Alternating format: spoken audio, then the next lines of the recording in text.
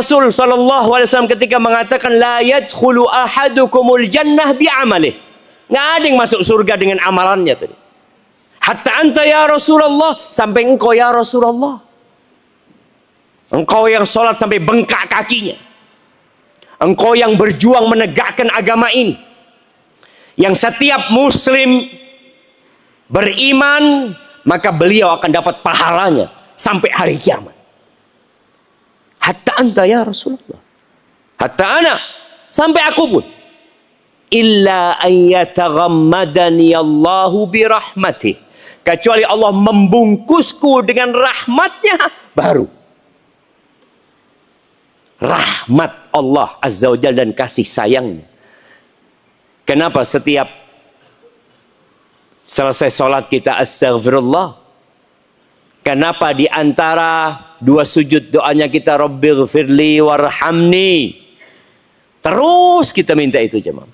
Karena memang yang dibutuhkan itu rahmat Allah Azza wa Jalla. Makanya masuk surga itu gampang-gampang susah jemaah. Kita harus belajar kapan kita dapat rahmat Allah. Kadang-kala ada orang-orang yang mengatakan, loh antum kok mengklaim bahwasanya di surga itu hanya orang Islam? Loh iya, itu surganya orang Islam. Kalau antum berpikir ada surga yang lain, ya terserah. Tapi kalau surga yang Allah ceritakan dalam Al-Quran, Allah berfirman di surat Al-Ma'idah ayat 72. Allah mengatakan, innahu may yushrik billah faqad harramallahu alaihi al-jannah wa ma'wahun nar. Sesungguhnya barang siapa yang melakukan kesyirikan kepada Allah, maka Allah mengharamkan dia masuk surga. Tempatnya neraka. Ustaz, tapi dia itu baik orangnya Ustaz. Suka menolong orang lain. Orang ini Ustaz, subhanallah, satu kampung suka sama orang itu. Tapi dia tidak beriman Ustaz. Ya sudah, Allah sebutkan. Haram. Masa nggak bisa nego Ustaz? Nggak bisa jangan. Dan Allah menyebutkan orang-orang kafir itu, kalau bagi mereka bumi ini emas, dan sepertinya juga liyaftadu bihi min azabi yaumil qiyamah, untuk menebus diri mereka dari azab yaumil qiyamah, ma tuqbila minhum, nggak bakal diterima dari mereka. Mereka hanya diminta ketika di dunia mengatakan qul la ilaha illallah. Apakah banyak tuntutan Allah kepada mereka? Tidak. Katakan la ilaha illallah. Takutlah kepada Allah, itu aja. Dia nggak mau. Tapi dia baik, nggak ada urusan. Allah sudah membuat keputusan. La yubaddalul qawlu ladayya. Wa ma ana bidhallamin lil abid. Keputusanku nggak dirubah dan aku tidak menzalimin hambaku. Fair. Allah berikan kepada dia segala kenikmatan dunia. Allah utus Rasulnya. Allah turunkan kitabnya. Dakwah disampaikan dan engkau tidak mau. Dan engkau sudah tahu konsekuensi. Wa ma'wahun nar. Tempat dia neraka. Wa ma lidzalimina min ansar. Nggak ada penolong buat orang-orang yang zalim.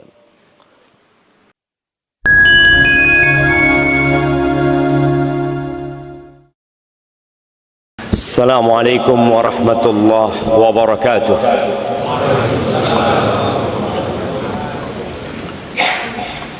Alhamdulillah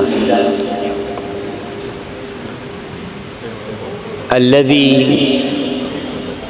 arsala rasulahu bil huda wa dinil haqq liyudhhirahu 'ala ad-din kullihi walau karihal musyrikun. Segala puji bagi Allah Jalla Jalaluh yang telah mengutus Rasulnya dengan petunjuk dan agama yang benar, dengan Al-Quran Al-Azim yang tidak ada keraguan di dalamnya, dan dengan agama Islam yang segala keutamaan dan kemuliaan ada di dalamnya.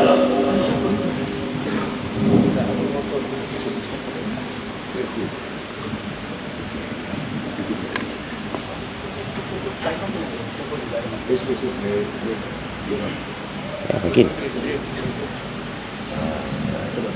Balik. Oh, di leher. Begitu matikan aja. Aman Pak, aman Pak. Aman. Iya.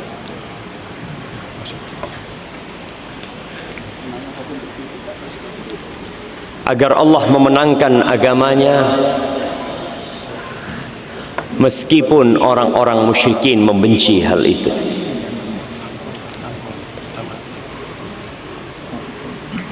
Allahumma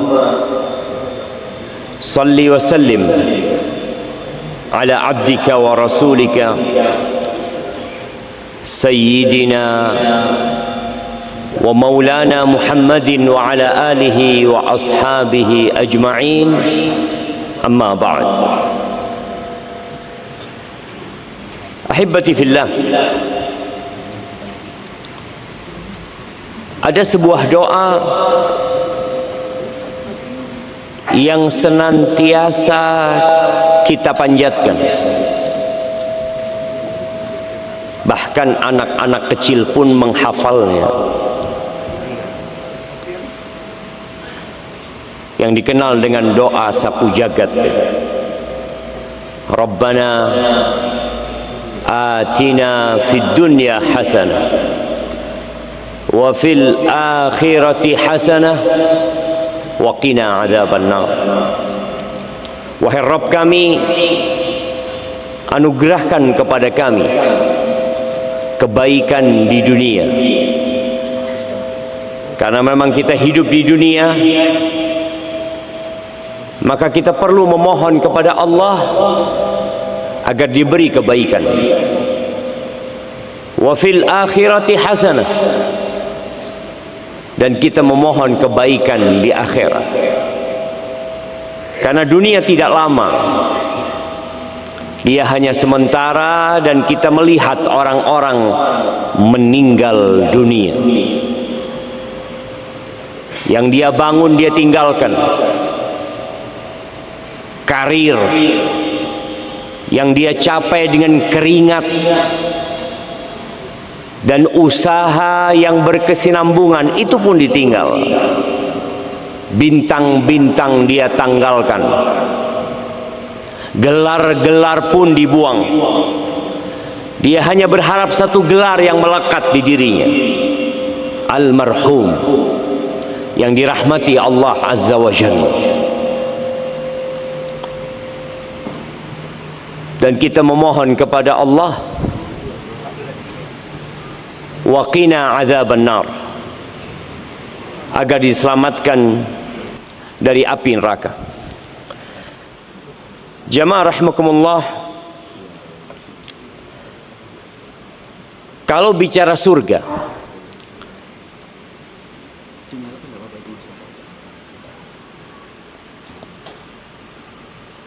kalau bicara surga, apakah orang seperti kita pantas masuk surga? Atau kita bak pungguk merindukan rembulan? Kita meminta dan memohon surga, tapi kita tidak pernah melangkah ke surga. Rasulullah sallallahu alaihi wasallam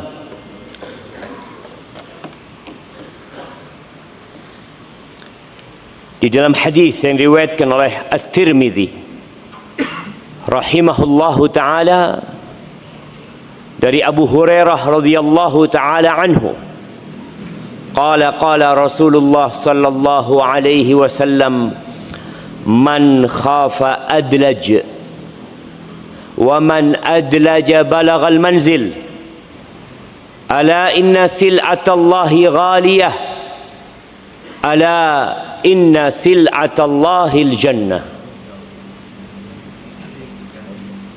Rasulullah sallallahu alaihi wasallam menyampaikan, barang siapa yang takut, maka dia akan bergerak, berjalan sebelum matahari tenggelam. Dia akan berusaha nyampe di tempat itu sebelum para perompak atau perampok mempersiapkan diri untuk menghadang jalannya. Wa man adlaj balaghal manzil, barang siapa yang jalannya bersegera tadi sebelum matahari terbenam, sebelum malam gelap gulita, maka insya Allah dia akan sampai ke tempat tujuan dia. Lalu Nabi SAW menyebutkan, sesungguhnya barang dagangan Allah ini mahal, dan barang dagangan Allah itu adalah surga. Berapa kita siap untuk membayarnya?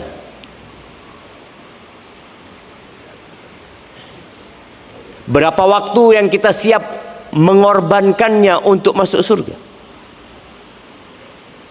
Kita melihat banyak orang-orang yang lalai dengan barang dagangan Allah ini, tapi tatkala dia berburu dunia, kita dapat melihat bagaimana kondisi jalanan di kota Malang ini sebelum jam 7 pagi di hari-hari kerja. Bagaimana kemacetan tatkala mereka pulang kerja. Apa sih yang mereka cari? Mereka sedang terburu-buru, tergesa-gesa untuk sampai ke tempat kerjanya, dan di sore hari untuk sampai ke tempat tinggalnya. Memang Allah Azza wa Jalla menjadikan dunia ini sebagai ujian. Dan dunia itu benar-benar menyilaukan dan mempesona. Sampai di surat Fatir di ayat 6 Allah Azza wa Jalla berfirman, ya ayyuhan nas,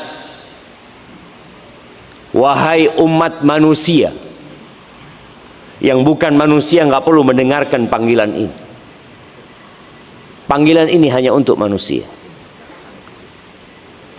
Allah mengatakan, inna wa'dallahi haqq, sesungguhnya janji Allah itu benar, bahwa kalian akan dimatikan, kemudian kalian akan dibangkitkan, lalu kalian akan mendapatkan balasan atas semua yang kalian kerjakan. Janji Allah itu benar.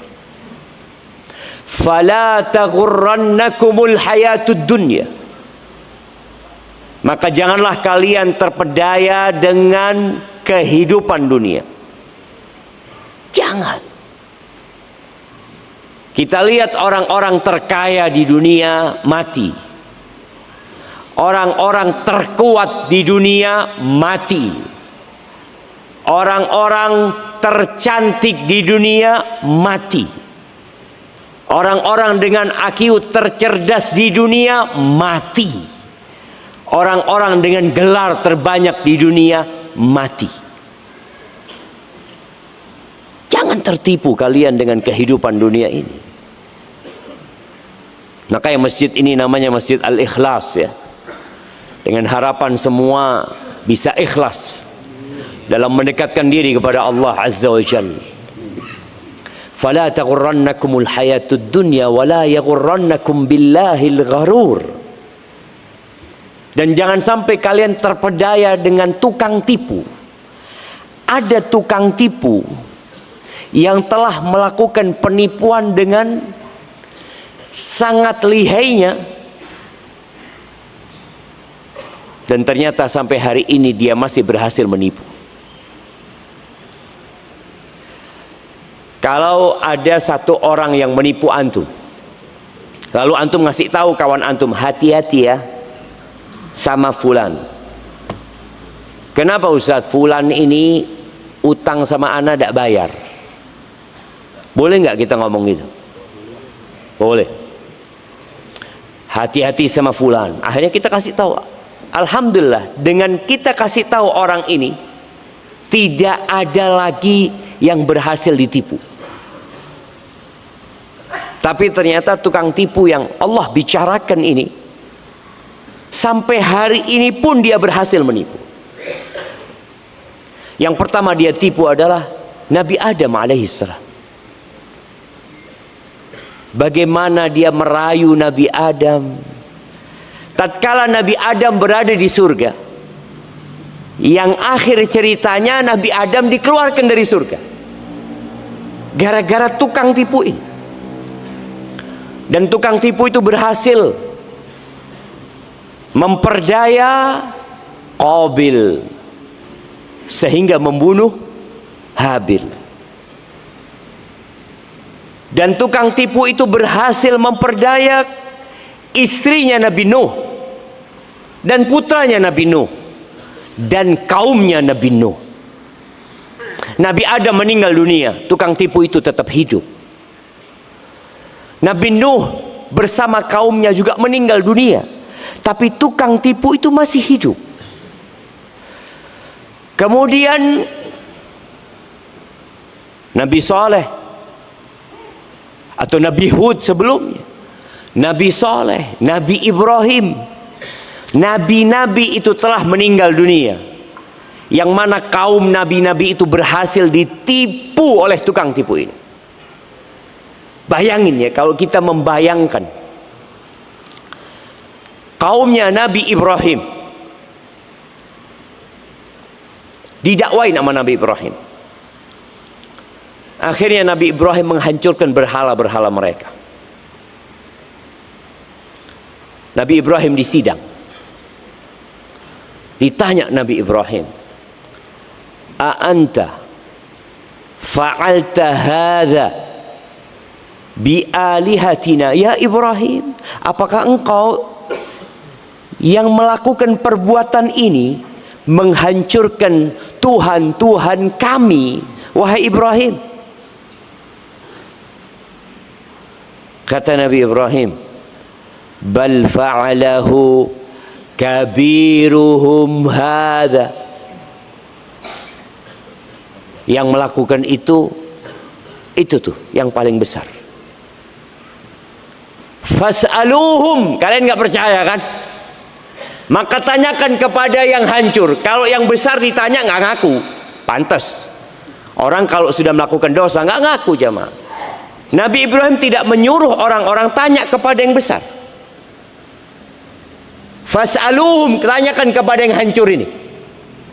Siapa yang menghancurkan kalian? In kanu yantiqun, kalau mereka bisa bicara. Akhirnya mereka sadar jemaah. Lu gimana sih? Kita disuruh ngomong sama berhala, kan nggak bisa ngomong mereka. Lu kalian sembah mereka. Kalian tahu mereka nggak bisa ngomong, mereka tidak bisa memberikan manfaat dan mudarat, lalu kalian menyembah mereka. Akhirnya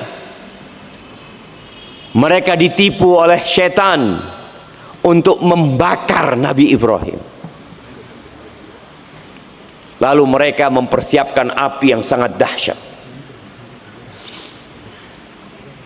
di mana api itu benar-benar membakar kayu-kayu yang mereka persiapkan.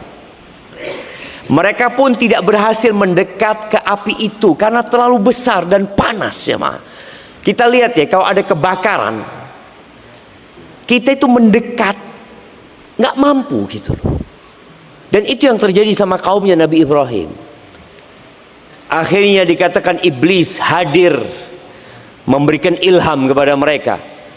agar mereka membuat manjanik, membuat alat pelontar. Dibuatlah alat pelontar. Nabi Ibrahim ditelanjangi oleh mereka, ditaruh di alat pelontar itu, diikat, kemudian dilemparkan. Dan Allah mengatakan kepada api itu, ya nar kuni bardan wa salaman ala Ibrahim. Jadilah engkau sejuk dan keselamatan buat Nabi Ibrahim. Nabi Ibrahim saja. Akhirnya Nabi Ibrahim keluar dari api itu selamat. Apakah kaumnya yang melihat Nabi Ibrahim keluar dari api dengan selamat kemudian mereka beriman? Enggak, jemaah. Yang beriman cuma satu orang. Siapa yang beriman itu? Siapa yang bisa jawab? Ada hadiahnya, mana hadiahnya? Diambil di? Oh, di panitia. Panitia mana ini? Oh, nanti suruh ngambil, tidak ada panitianya. Nah, siapa yang beriman? Dari satu kampung itu, satu negeri di Babilonia itu, satu yang beriman. Nah, Sarah sudah beriman. Yang beriman ketika itu Nabi Lut alaihissalam. Allah mengatakan fa'amana lahu Lut. Nanti hadiahnya diambil ya. Ngambilnya di mana? Anda nggak tahu ya. Tapi nanti kepanitiaan tuh. Nabi Lut saja. Dan antum lihat ya, kaumnya Nabi Nuh. Nabi Nuh itu berdakwah 950 tahun, yang beriman cuma 80 orang, jemaah. 80 orang. 950 tahun. Supaya antum tahu tukang tipu ini pinter, jemaah. Allah sudah mengatakan kepada Nabi Adam, inna hadza aduwwun lak wa li zawji. Ini musuhmu dan musuh istrimu. Udah dikasih tahu sama Allah, tapi tetap ditipu Nabi Adam dan berhasil. Maka Allah mengingatkan kita, jangan sampai kalian ditipu dengan tukang tipu ini. Nabi Adam dikeluarkan dari surga, dan memang itu tujuan iblis dan bala tentaranya. Bagaimana keluar dari surga dan tidak balik ke surga. Dan kita keturunan Nabi Adam ya sedang berada di tempat pengasingan. Maka kata Nabi SAW, ad-dunya sijnul mu'min. Dunia itu penjara buat orang beriman, bukan tempat tinggal di sini. Wa jannatul kafir, dan surganya orang kafir. Karena memang di sini kita sedang menjalani proses ujian yang kalau kita tidak berhasil menjawab pertanyaan-pertanyaan yang akan ditanyakan kepada kita, ya sudah, kita gagal masuk surga. Tadi Anda tanyakan, seberapa banyak energi, waktu yang antum berikan untuk membeli barang dagangan Allah surga ini.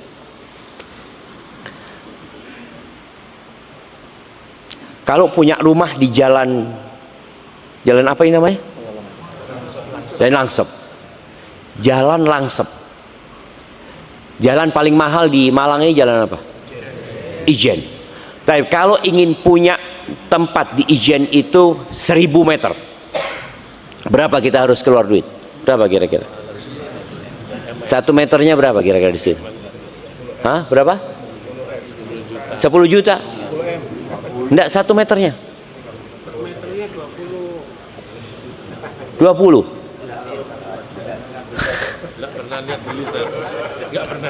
Nah, karena nggak ada yang bisa dibeli kadang-kala di sana, jemaah. Anggap 50 juta 1 meternya. Kalau kita ingin punya 1000 meter, butuh duit 50 miliar. Itu baru dapat tanahnya.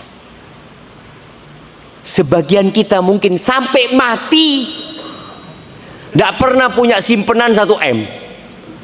Jadi mati warisannya dilihat berapa warisannya Bapak? Alhamdulillah, utang 20 juta. Mewariskan hutang. Bagaimana dengan surga Allah? Yang Allah katakan arduhas samawati wal ard, yang luasnya seluas langit dan bumi. Orang yang terakhir masuk surga itu mendapatkan 10 kali lipat raja yang memiliki dunia. 10 kali lipat. Itu orang yang terakhir masuk surga. Kita mau bayar berapa? Nih emak-emak nih, berapa yang dikeluarkan untuk skincare-nya? Terus jemaah, anak kadang-kadang kalau lihat emak-emak itu ya, di meja riasnya tumpukan tuh jemaah. Ini yang buat ini yang buat ini yang buat ini. Allahu Akbar jemaah. Sekali perawatan, ya kalau perawatan yang benar ya, boleh jadi puluhan juta dia keluarkan. Rasul sallallahu alaihi wasallam dalam hadis yang diriwayatkan Imam Muslim menggambarkan sedikit panggilan yang ada di surga. Kalau antum masuk surga, semoga kita masuk surga. Yunadi munadin, akan ada yang menyeru mengatakan, innalakum antasihu fala tasqamu abada. Kalian di surga itu akan sehat selalu, nggak ada ceritanya sakit. Makanya nggak ada ceritanya antum perlu check up. Tadi imam kita membacakan ya, surat Al-Haqqah.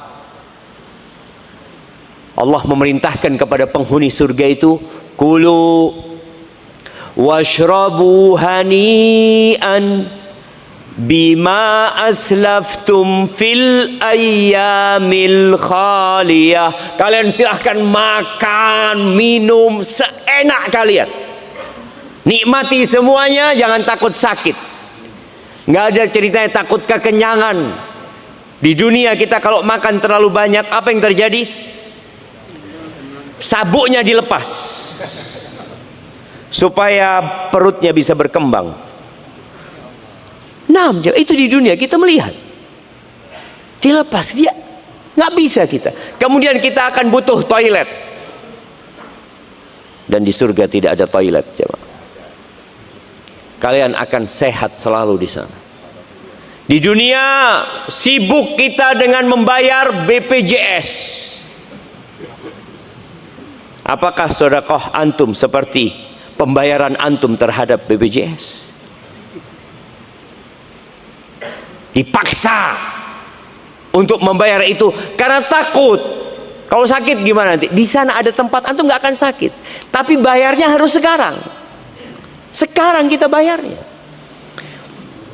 Wa inna lakum an tahyu fala tamutu abada. Kalian akan hidup selamanya, nggak ada mati. Sedangkan di dunia yang paling ditakutkan oleh manusia adalah kematian. Apalagi yang sudah tua-tua, yang jenggotnya sudah putih-putih ini. Apa yang dia khawatirkan? Dia takut mati belum dalam kondisi siap. Di sana hidup selamanya. Dan ini yang disukai oleh laki-laki dan wanita. Penyeru itu mengatakan, wa innalakum antashibbu fala tahramu abada. Kalian akan awet muda, nggak akan pernah tua. Nggak ada ceritanya orang tua di surga. Makanya ketika ada seorang wanita tua datang kepada Nabi SAW, dia minta didoakan supaya dia masukkan ke surga. Dan Nabi SAW mengatakan, nggak ada orang tua di surga. Akhirnya perempuan ini sedih jemaah. Ketika dia berpaling, Nabi SAW menyuruh untuk menyampaikan dia akan masuk surga dalam kondisi muda. muda. Kita itu paling takut. Ya kalau bapak-bapak nggak terlalu takut sih dengan keriput itu. Dia kalau ngelihat wajahnya sudah keriput, ya wis tuwek memang. Kalau perempuan takut bagaimana dia menghilangkan kerutan-kerutan itu. Bagaimana dia tetap kelihatan muda buat orang walaupun wis tuwek. Kalau engkau ingin awet muda, ini loh, masuk surga. Awet muda. Dan tidak ada mati di sana. Dan kondisinya kalau bicara mati, dan itu jalannya. Nggak ada ceritanya orang masuk surga dalam kondisi hidup, nggak ada. Itu sudah keniscayaan yang Allah tetapkan. Wa anna lakum an tan'amu fala tab'asu abada. Kalian akan selalu menikmati di sana. Nggak ada ceritanya susah. Di dunia kita lihat ada orang-orang yang ya walaupun kaya raya tetap susah karena dikasih penyakit sama Allah Azza wa Jalla. Ada sebagian yang mungkin nggak bisa duduk di bawah karena ada masalah. Ya itulah kehidupan dunia ini. Kalau antum ingin selalu sehat, awet muda, selalu nikmat, persiapkan diri untuk meraih itu. Ya kerja keras. Ketika kita masih dikasih kesempatan untuk hidup. Ahibati fillah, bangunan di surga itu terlalu mahal jemaah. Uang kita nggak cukup. Orang terkaya di muka bumi sekarang nggak bisa punya rumah ini. Kalau dia gelontorkan semua hartanya. Nabi alaihi salatu wassalam ketika ditanya, al-jannatu wa ma bina'uha ya Rasulullah. Rasulullah, bangunan surga kayak apa sih?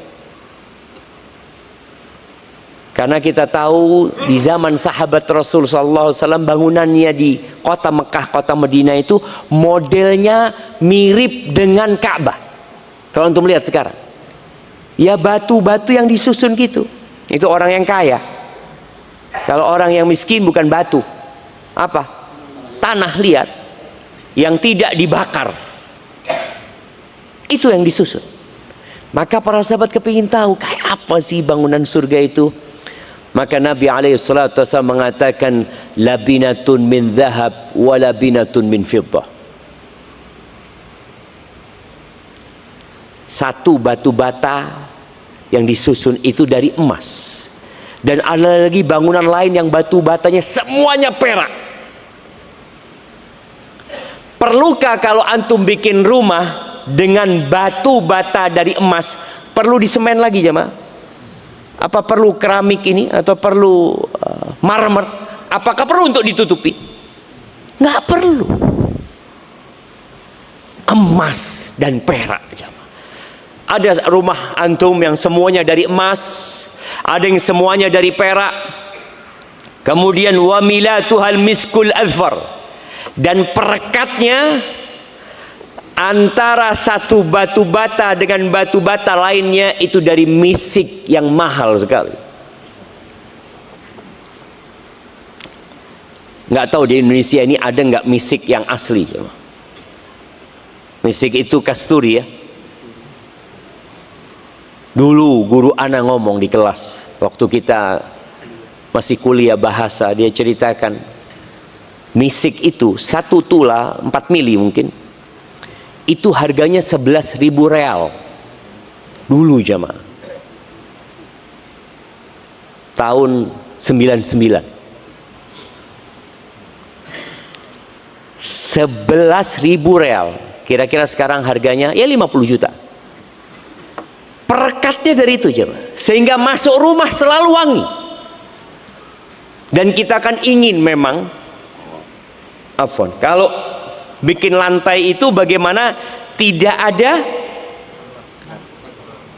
natnya, ingin yang sempurna itu. Dan Allah berikan itu di surga nanti. Temboknya itu kayak gitu. Wa hasba'uha al-lu'lu' wal yaqut. Kerikilnya Kerikil yang kalau kita lihat di rumah kita, sebagian orang beli kerikil yang putih ya, yang bagus taruh di rumahnya supaya kelihatan indah. Di surga itu dari mutiara dan permata. Bayangin coba, antum mau bayar berapa? Antum mau kerja berapa jam untuk dapat rumah yang kayak gitu? Kalau dikatakan kepada antum, Bapak kalau mau dapat satu batu bata emas, satu, bukan rumah ini jemaah, satu batu bata emas. Ingat, kalau bicara batu bata jangan dipikir batu bata itu seperti yang ada di sini ya. Karena ketika sahabat bertanya, yang dia lihat batu bata yang ada di Arab, yang kayak batu yang disusun di Ka'bah sana, besar-besar jemaah. Anggap 10 kilo. Bapak akan dikasih 10 kilo emas asalkan bekerja di tempat ini 10 tahun, nggak pulang. Kecuali liburan. Mau nggak orang itu? Kira-kira. Saudara-saudara kita yang merantau ke luar negeri, yang mereka mengatakan gajinya di sini per jam, dapat berapa dia jemaah? Dan dia korbankan keluarganya, nggak ketemu keluarga, anak punya kawan 10 tahun nggak pulang dia, demi mendapatkan harta. Padahal harta itu akan dia tinggal. Bagaimana dengan surga Allah Azza wa Jalla? Yang rumahnya tadi dari emas, dari perak, kemudian kerikilnya dari mutiara dan permata, wa turbatuha za'faran, dan tanahnya za'faran. Safron jemaah. Safron itu belinya gram-graman. Itu akan jadi tanahnya nanti di sana jemaah. Man dakhalaha yan'am wa la yab'as. Yang masuk ke surga itu akan terus nikmat hidupnya, tidak akan pernah susah. Wa yakhlud wa la yamut. Dan dia akan kekal selama-lamanya dan tidak akan mati. La tabla thiyabuhum wa la yafna syababuhum. Bajunya nggak ada yang usang. Dan masa mudanya tidak akan pernah habis. Namun subhanallah jemaah, nggak ada yang masuk surga dengan amalannya. Supaya antum tidak ujub sama amalan antum. La yadkhulu ahadukumul jannah bi'amalih. Nggak ada yang ceritanya masuk surga itu sebagai pengganti amalannya. Amalan itu hanya sebab, tapi bukan pengganti. Kalau antum punya kawan dekat, ya Masya Allah lah, dia sayang sama antum. Dia punya showroom mobil mewah. Di showroom itu ada apa mobil paling mahal di Indonesia jemaah? Apa? Rolls Royce Phantom. Kayak apa modelnya itu? Nanti kita lihat di Google. Hah? Cuma 15? Ya murah lah. Cuma 15. Anda pernah baca harga mobil itu ada 450 miliar.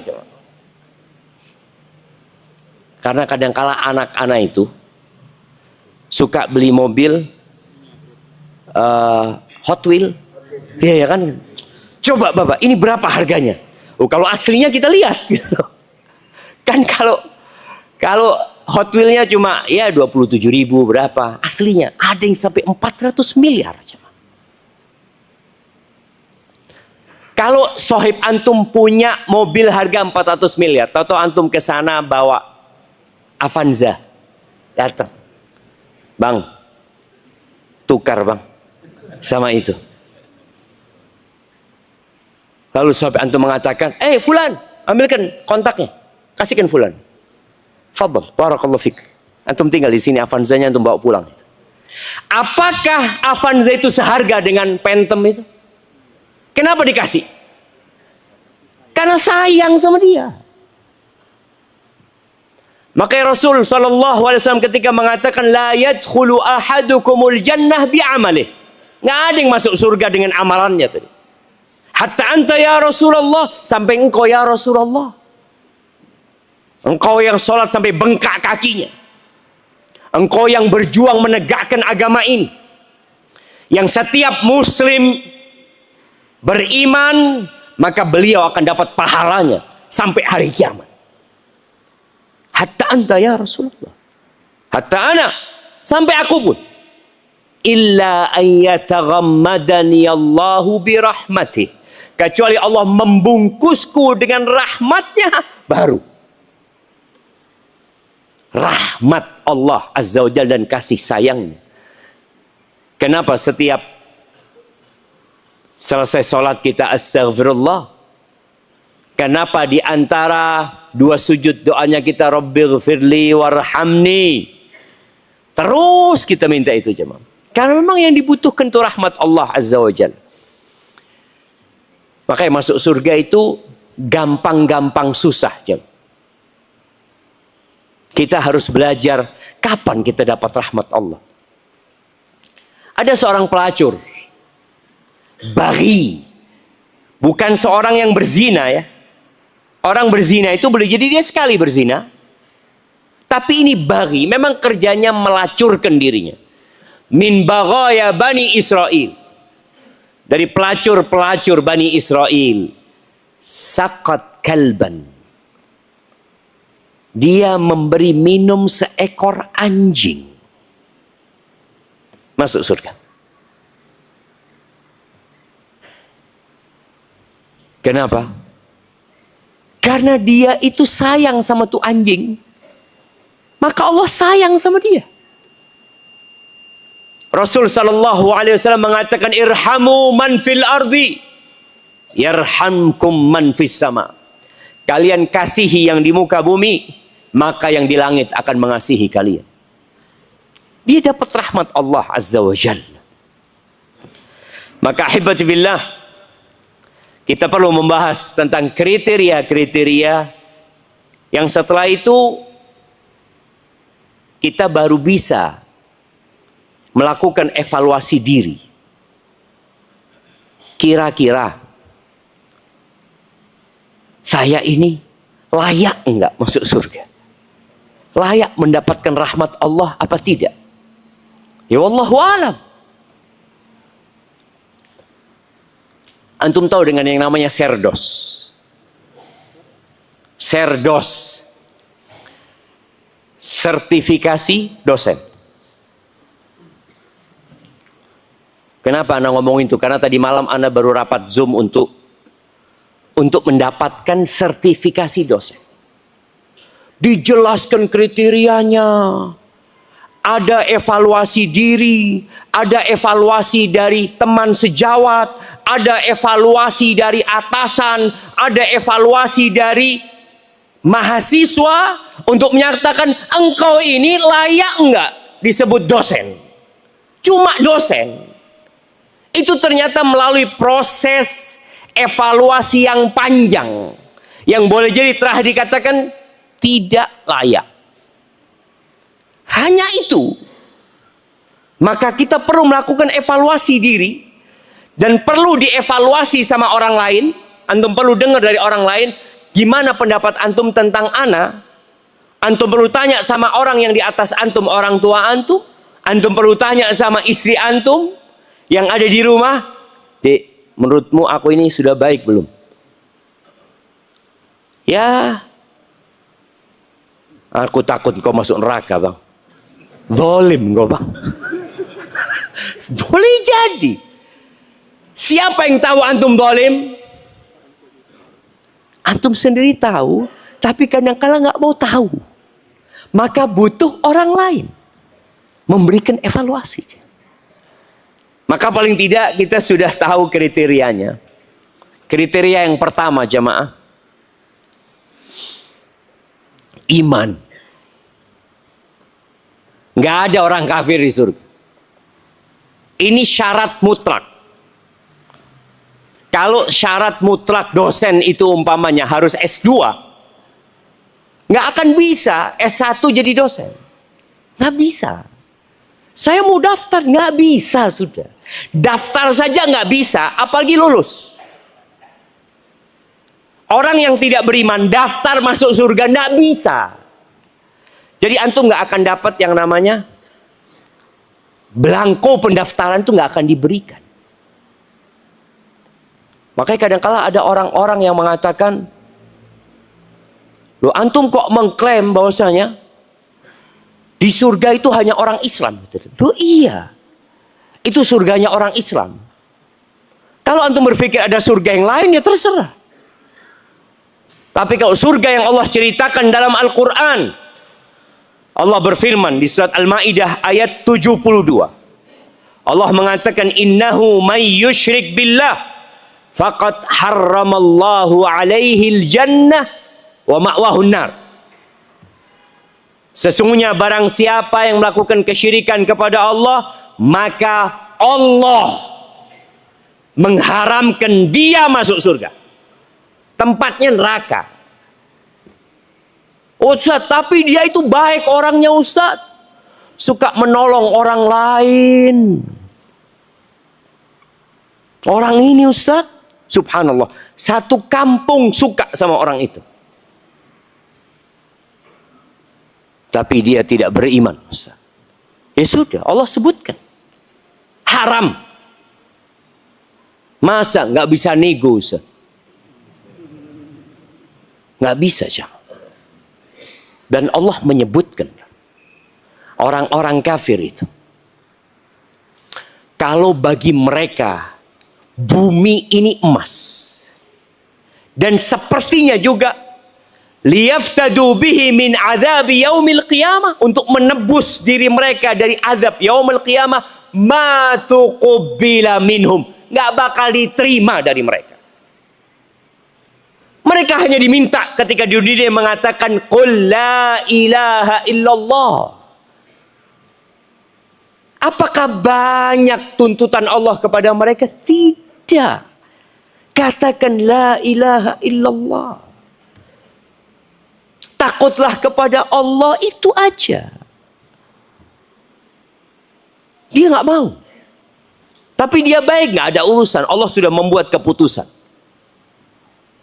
La yubaddalul qawlu ladayya wa ma ana bidhallamin lil abid. Keputusanku nggak dirubah dan aku tidak menzalimin hambaku. Fair. Allah berikan kepada dia segala kenikmatan dunia. Allah utus Rasulnya. Allah turunkan kitabnya. Dakwah disampaikan dan engkau tidak mau. Dan engkau sudah tahu konsekuensi.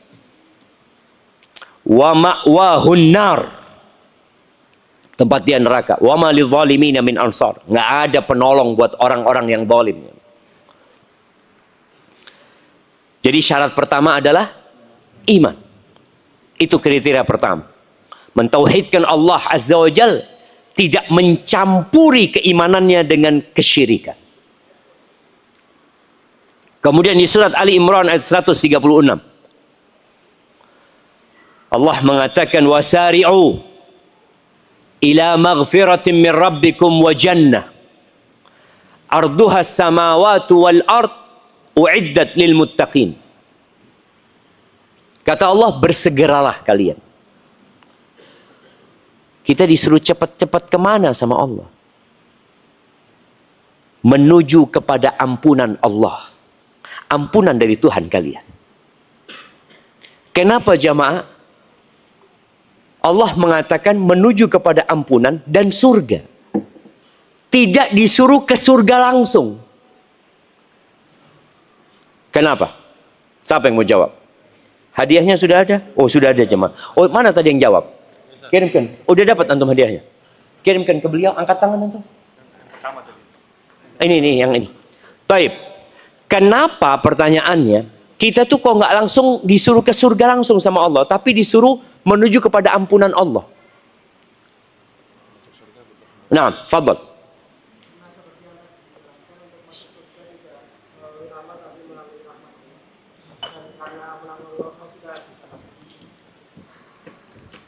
Iya. Karena tadi disebutkan bahwasanya masuk surga itu dengan rahmat Allah Azza wa Jalla. Kasihkan hadiah nggak apa-apa. Siapa yang mau nambahin? Iya, yang jauh sana. Iya. Karena kita banyak dosanya. Banyak dosanya kita. Oh Ustadz, saya sudah hijrah.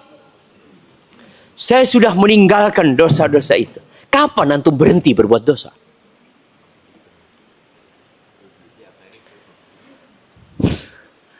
Abu Bakar Siddiq. Ini jamaah ya. Supaya antum yang sudah taat sama Allah. Jangan sampai ketaatan antum memasukkan antum ke neraka. Gara-gara ujub. Abu Bakar datang. Abu Bakar ini dijamin masuk surga. Dan insya Allah Abu Bakar itu dipanggil dari semua pintu surga. Dari pintu jihad dipanggil, ya Abu Bakar. Dari pintu sholat dipanggil, dari pintu sodakoh. Allah, tidak ada satupun amal soleh yang bisa dilakukan Abu Bakar kecuali Abu Bakar bersegera melakukan. Ketika dia minta doa sama Nabi SAW, alimni doa, dia minta doa khusus ya. Sebagai seorang sahabatnya yang mendampingi beliau di gua Hira, di Jabal Thur, di gua Thur, mendampingi beliau ketika hijrah, mendampingi beliau menyampaikan dakwah. Abu Bakar minta doa khusus. Nah, masih ada hadiahnya. Apa doanya? Iya.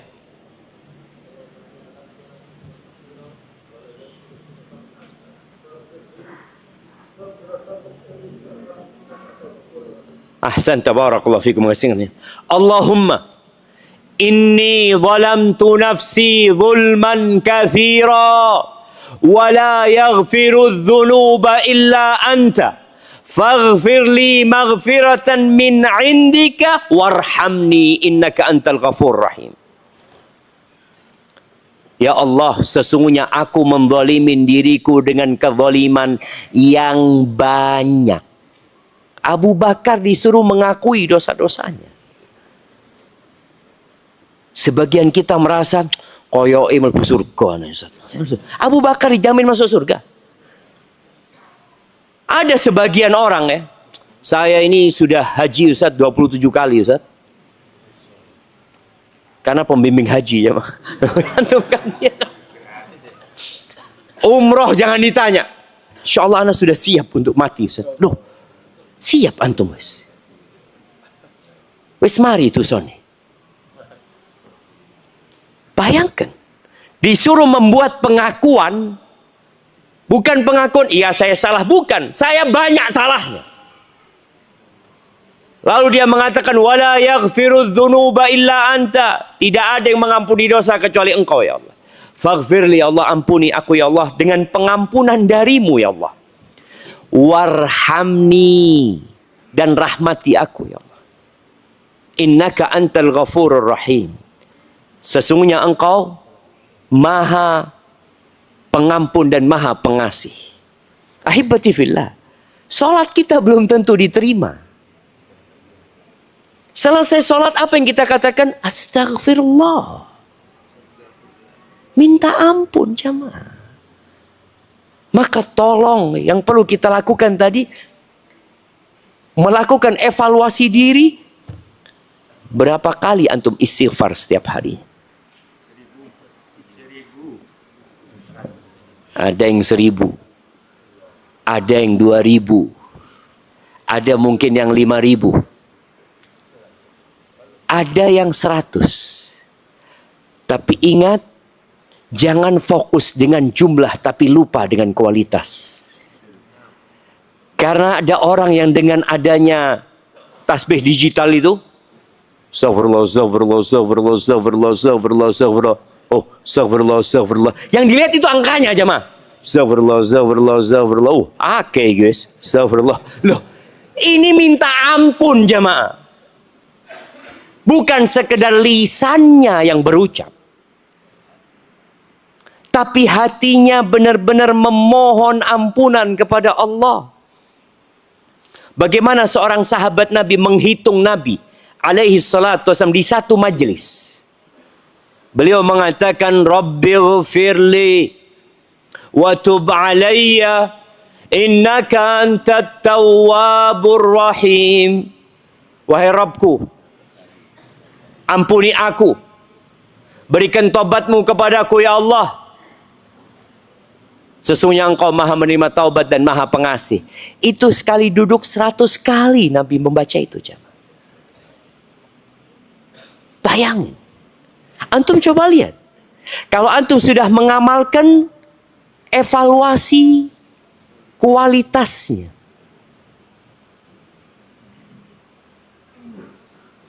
Karena pada hari kiamat itu kelak ada dua hal. Ada penghitungan dan ada penimbangan. Penghitungan itu untuk jumlah, penimbangan itu untuk kualitas. Itu pelacur jamaah. Memberi minum seekor anjing. Dia bukan imam di masjid. Dia juga bukan orang yang biasa memakmurkan masjid. Dia pelacur. Tapi ternyata air yang dia berikan kepada anjing itu ketika ditimbang dapat mengampuni dosa-dosanya dengan rahmat Allah Azza wa Jalla. Maka tolong menuju kepada ampunan Allah. Ketika antum mau tidur, coba antum lihat berapa kali hari ini anak istighfar. Kalau mungkin antum menggunakan yang digital tadi, yang lebih utama pakai tangan ya, tapi boleh pakai itu. Tapi tolong jangan ditampakkan ke orang-orang. Kalau bisa antum punya amalan tersembunyi, sembunyikan. Soalnya terkadang Anda melihat orang itu tasbih itu dipakai di mana? Sininya kemana-mana aja. Lagi ngobrol sama kawannya, wow. Belanja ke pasar mama, tetap dipakai loh. Antum begitu? Enggak. Ustaz, anak sudah istiqomah, naruh ini di sini Ustaz. Bukan istiqomah berzikir, istiqomah menaruh itu di sana. Sehingga sulit kalau dilepas. Kalau dilepas kayak ada yang kurang Ustaz. Maka innamal a'malu binniyat. Tergantung niatnya.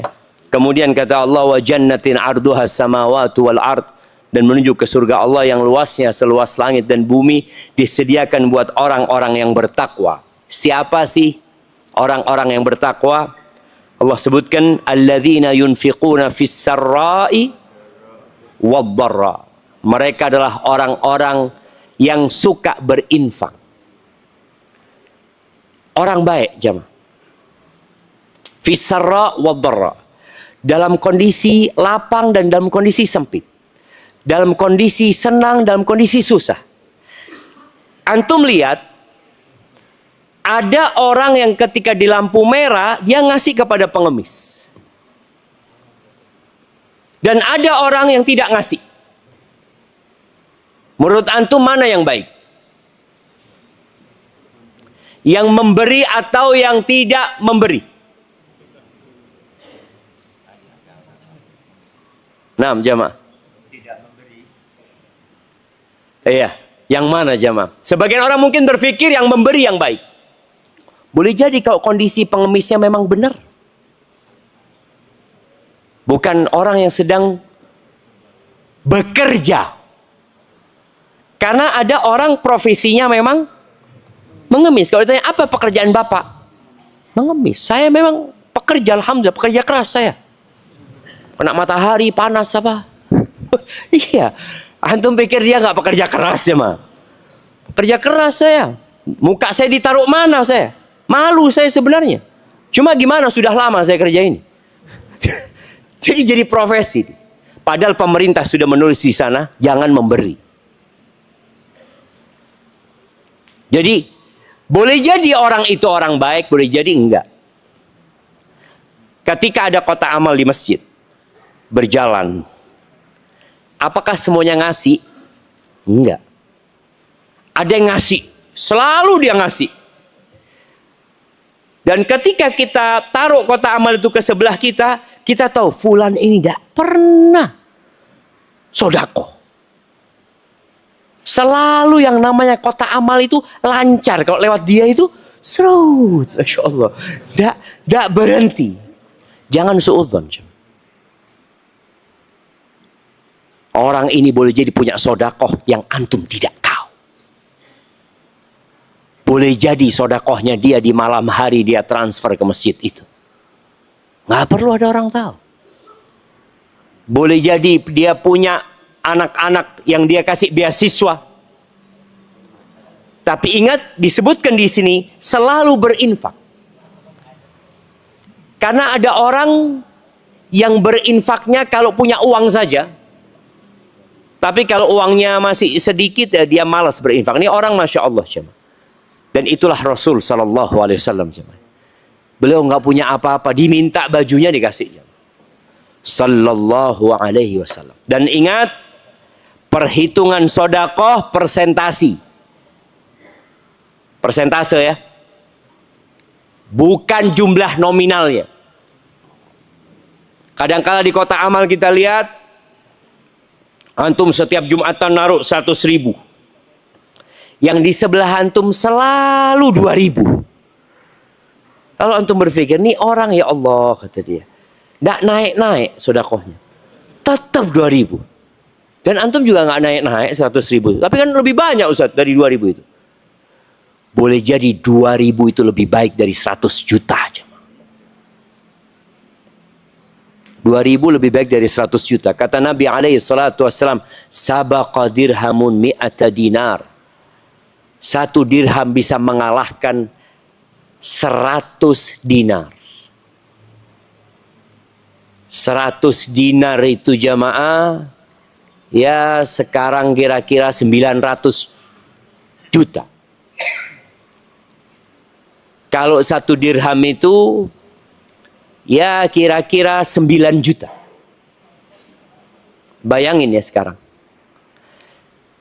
9 juta mengalahkan 900 juta. Kok bisa? Nih orang hanya punya uang 18 juta. Dia punya 2 dirham. Kata Nabi SAW, dia hanya punya 2 dirham. Ketika dia sedekah 1 dirham, itu setengah hartanya. Sedangkan yang sedekah 100 dinar, dia punya uang banyak di rumahnya. Di gudangnya itu penuh sama dinar. Dia cuma ambil 1 genggam. Dia sodakohkan. Sisanya berapa? Maka Nabi SAW kalau bicara sodakoh, yang beliau tanya itu, berapa yang disisakan? Ketika Umar bin Khattab datang membawa sodakohnya, ditanya sama Rasul SAW, "Madza tarakta li ahlika?" Apa yang kau sisakan buat keluargamu? Mithlu hadza, seperti ini. Berarti setengahnya yang dibawa. Setengahnya yang Umar sodakohkan. Datang Abu Bakar ditanya, apa yang kau tinggalkan buat keluargamu? Lebih baik dari ini, Allah dan Rasul yang aku tinggalkan buat mereka. Full semuanya dibawa. Tapi ketika minta doa, disuruh doa, mengakui dosa-dosa. Baik, jadi sodakoh. Antum lihat, usahakan antum juga punya sodakoh persentase. Supaya ketika antum tambah kaya, sodakoh antum tetap nggak berubah. Kalau antum biasa sodakoh anak, sodakohnya Ustaz 10%. Ustaz. Pokoknya dapat rezeki, anak potong 10%. Oke. Antum punya uang 5 juta, sodakohnya 500. Punya uang 50 juta, sodakohnya 5 juta. Punya uang 50 miliar, sodakohnya 5 miliar. Banyak 5 miliar Ustaz. Enggak. Sama dengan 500.000 dulu. Sama persis. Sama. Ketika antum punya uang 1 triliun, sodakohnya berapa?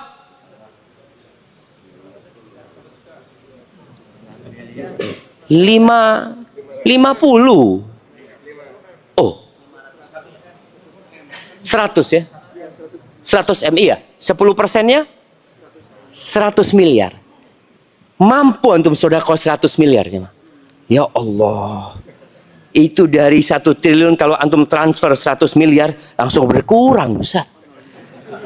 Langsung berkurang. Iya, tapi sama dengan 500 ribu antum. Nggak beda. Insya Allah ketika antum, tapi ya manusia jemaah. Berat jemaah. Karena anak manusia juga, anak merasakan, ya Allah ya. Berat. Kalau dulu kok nggak berat ya jemaah. Karena kita melihat kepada nominal, tidak melihat kepada yang disisakan. Tatkala antum menoleh, oh tinggal 900 miliar, aman.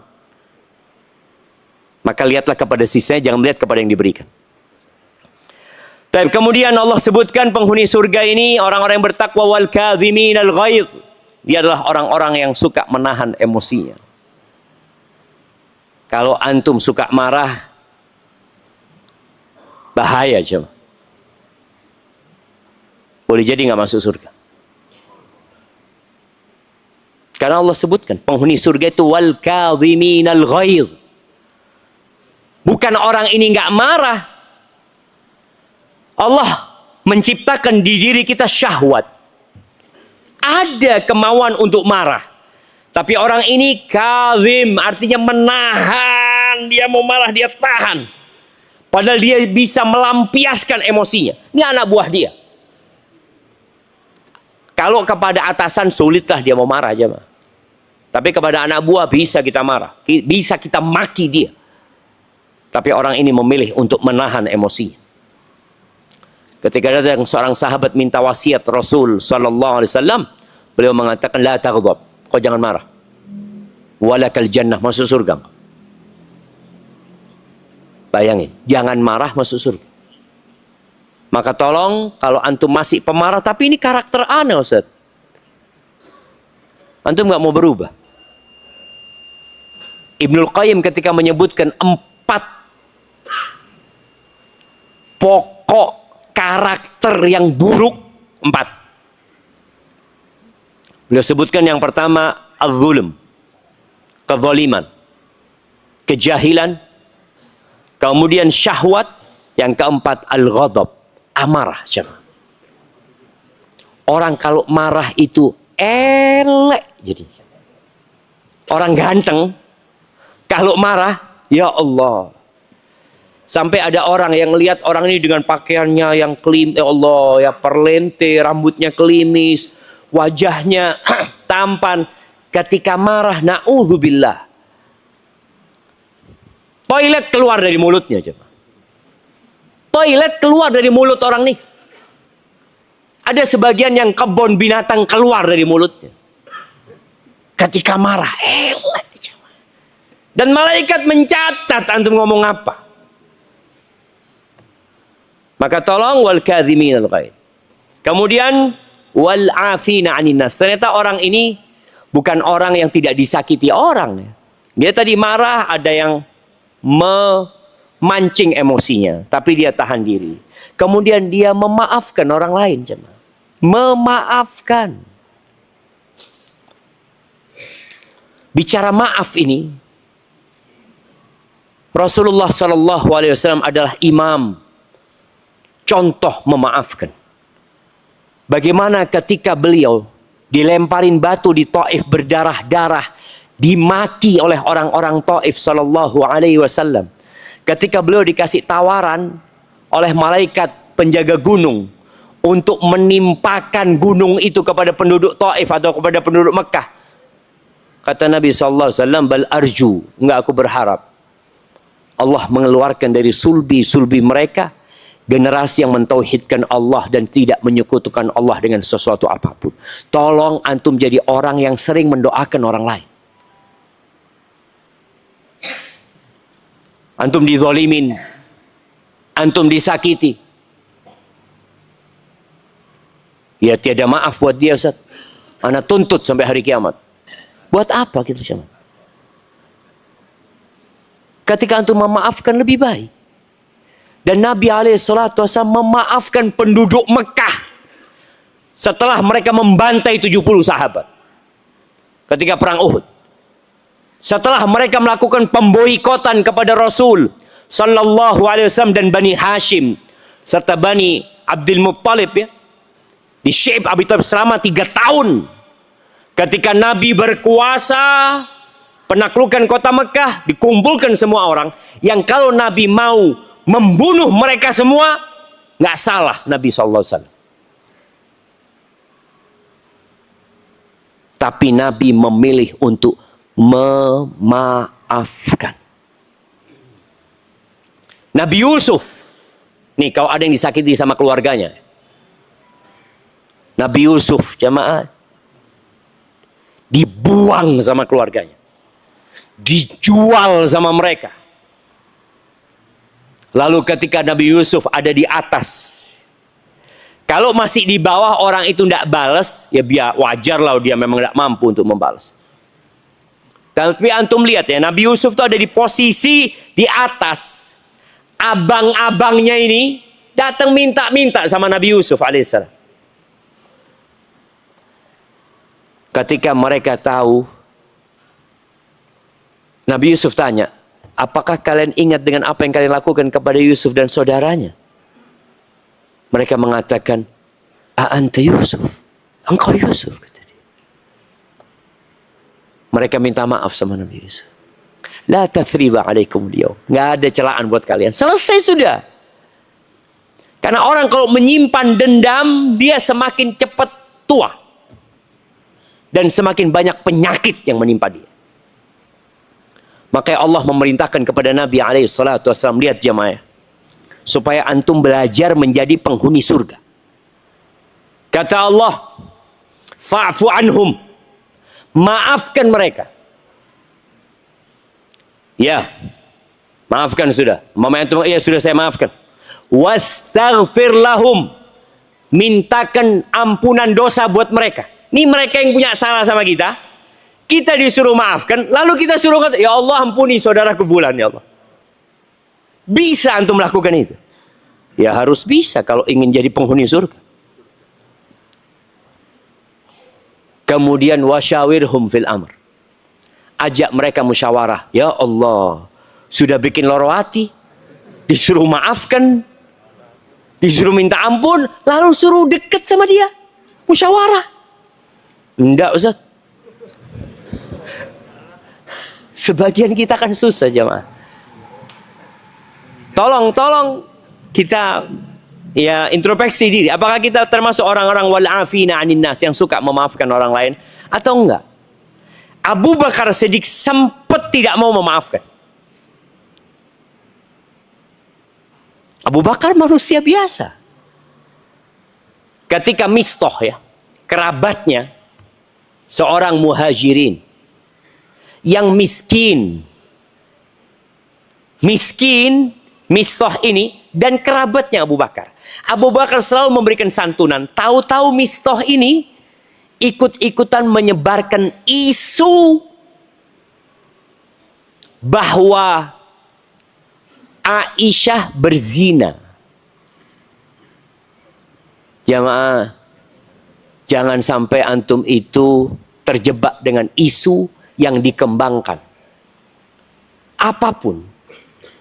Ketika kita tahu nggak ada gunanya, udah jaga mulut.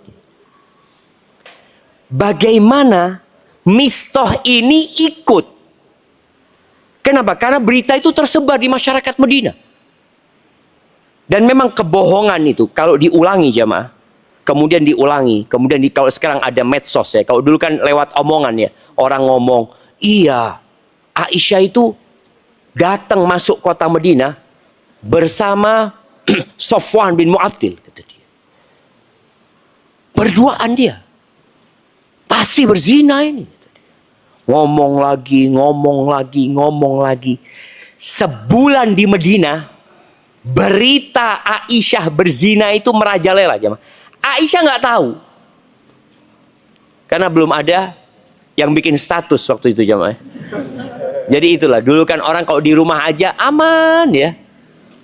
Aman dari omongan orang. Kalau sekarang di rumah pun tidak aman. Karena di handphonenya dia bisa melihat apa saja. Akhirnya Aisyah itu disidang. Disidang karena isu. Bukti tidak ada. Tapi yang ada, Aisyah itu datang masuk ke kota Madinah bersama Safwan. Boleh jadi di sana, padahal kita tahu persaksian untuk zina ini harus melihat. Harus melihat dengan kedua matanya proses perzinahan itu. Dan 4 orang yang melihat. Nggak ada antum grebek. Umpamanya ada orang grebek orang di dalam di dalam hotel atau apa. Oh, berzina. Mana berzina? Ini berduaan. Ya berduaan. Tapi antum melihat dia berzina. Yang ngapain dia di sana? Lalu antum ngelihat nggak dia berzina? Ya enggak, ya sudah.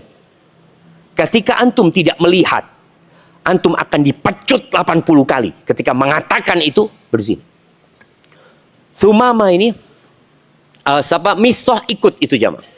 Aisyah di sidang. Di sidang sama Rasul SAW. Di situ ada Abu Bakar, ada ibundanya. Nabi SAW mengatakan, ya Aisyah, kalau benar engkau melakukan ini, yang kau bertobatlah kepada Allah Azza wa Jalla. Kalau engkau tidak melakukan, ya Allah akan membersihkan namamu.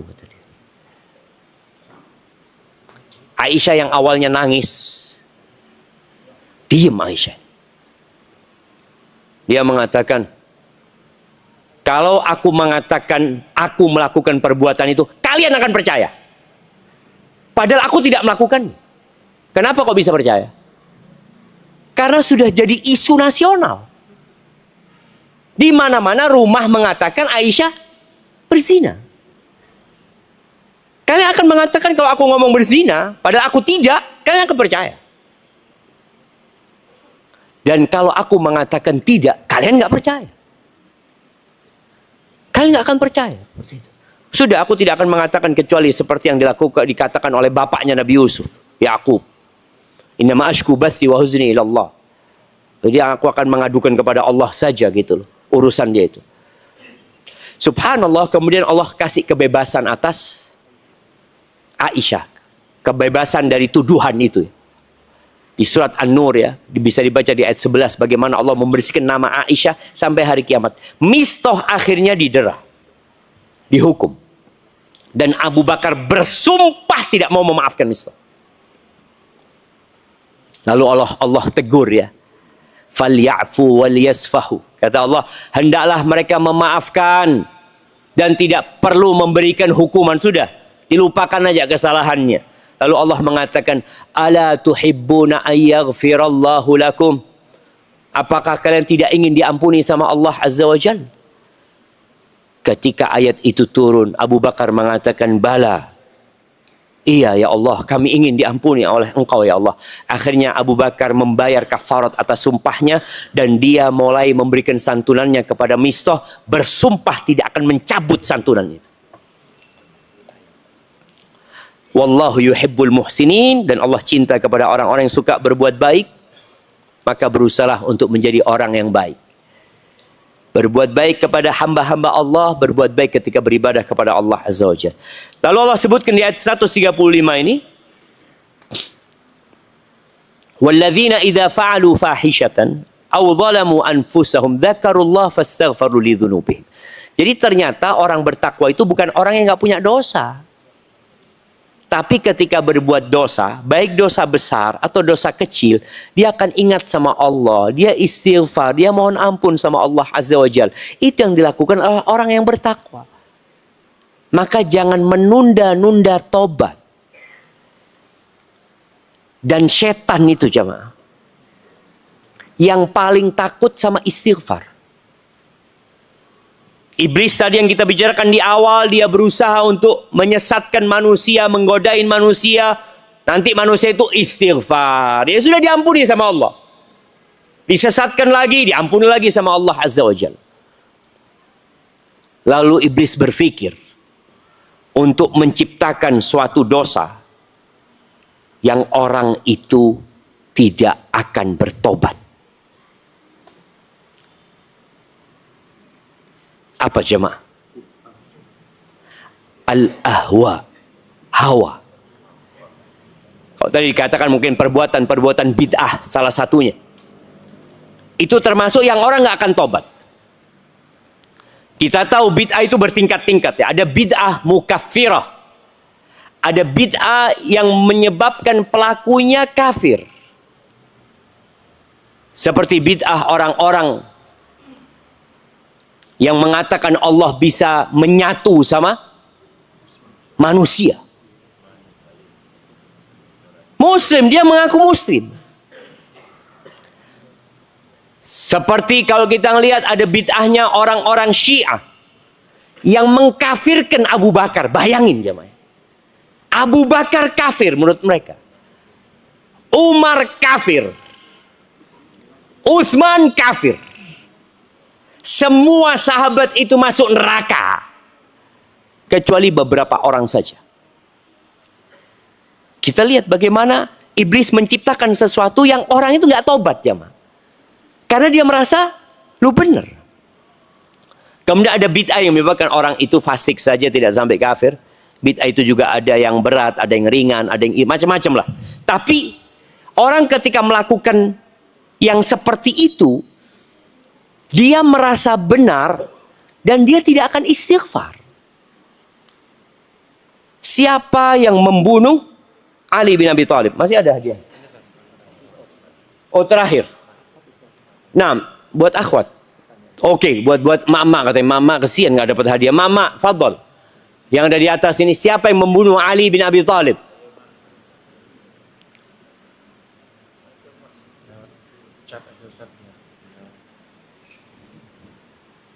Yang di belakang. Ada mic ternyata mereka. Tafadhol. Bismillah. Siapa? Abu Muljam. Bukan. Tapi ana perbaiki. Ibnu Muljam. Bukan Abu tapi Ibnu. Kalau Abu kan berarti bapaknya Muljam. Namanya dia Abdurrahman Ibnu Muljam. Namanya indah jamaah, Abdurrahman. Hafal Al-Quran. Jangan dipikir Abdurrahman bin Muljam itu perampok. Dia itu guru ngaji. Ketika dia berada di kota Madinah, dia dekat sama Umar bin Khattab. Kemudian dikirim sama Umar ke Mesir. Dikirim ke tempatnya Amr bin As. Dan Umar berpesan, qaribu manzilahu minal masjid, dekatkan tempat tinggal dia dari masjid supaya dia bisa ngajar Quran. Ternyata dia bunuh Ali dan tidak menyesal. Itu yang namanya ahwa. Itu namanya pikiran-pikiran tadi, pikiran-pikiran baru dalam agama yang menyimpang dari Islam dan orang mengakui itu kebenaran. Abdurrahman itu ketika dihukum dibunuh, demi Allah dia nggak menyesal. Dia berharap masuk surga dengan membunuh Ali bin Abi Thalib. Maka hati-hati. Istighfar itu membuat orang diampuni.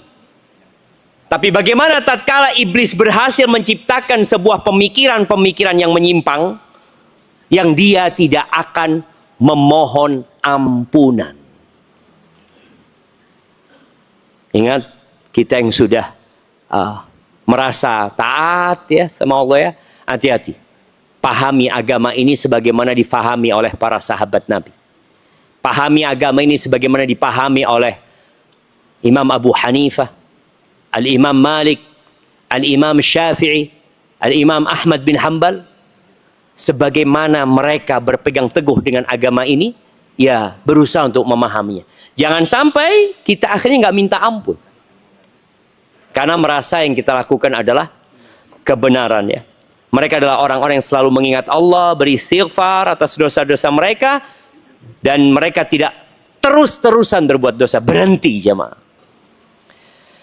Lalu yang terakhir, Allah menyebutkan tentang orang-orang ini, ulaika jazaohum maghfiratum mir rabbihim. Mereka, orang-orang yang disebutkan tadi adalah orang-orang yang mendapatkan balasan. Apa balasan yang pertama? Ampunan dari Tuhan mereka. Baru wajannat.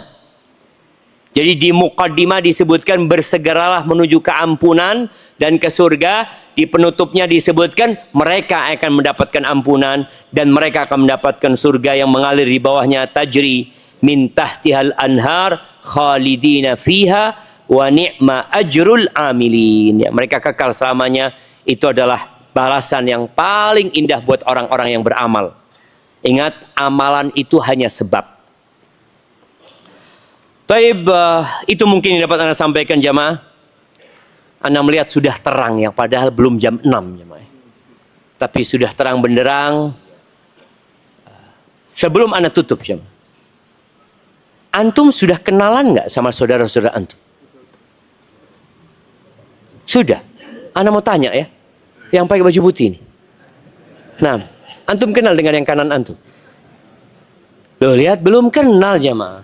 Coba kenalan dulu. Kenapa? Karena Allah mengharamkan neraka jemaah. Buat siapa? Beliau menyebutkan ya. Yang punya 4 kriteria. Jemaah, bukan cuma dia ya. Semuanya kenalan. Loh.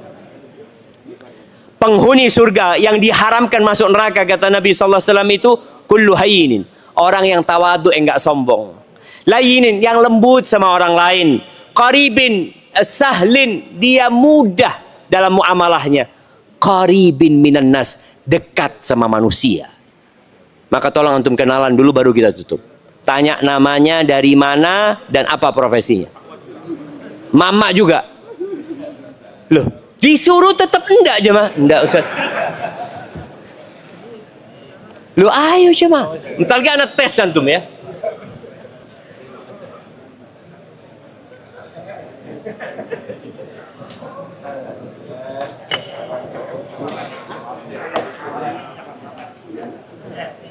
Sudah semuanya.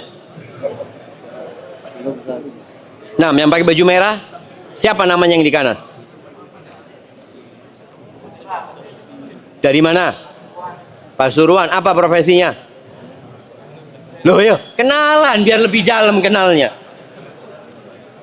Ayo jemaah, nggak apa-apa jemaah. Boleh jadi yang sedang antum kenalan sama dia, dia masuk surga lebih dulu daripada antum. Dan dia bisa memberikan syafaat kepada antum. Loh, karena kita mau masuk surga. Sudah semuanya. Ana mau tes lagi ya. Ya, yang pakai masker. Siapa namanya yang di kiri antum? Siapa? Dari mana? Apa profesinya? Loh, tanya. Belum lengkap pertanyaannya tuh. Gak masalah tanya profesi apa. Boleh jadi profesinya sama. Loh, sama antum sama ana. Antum jualan apa?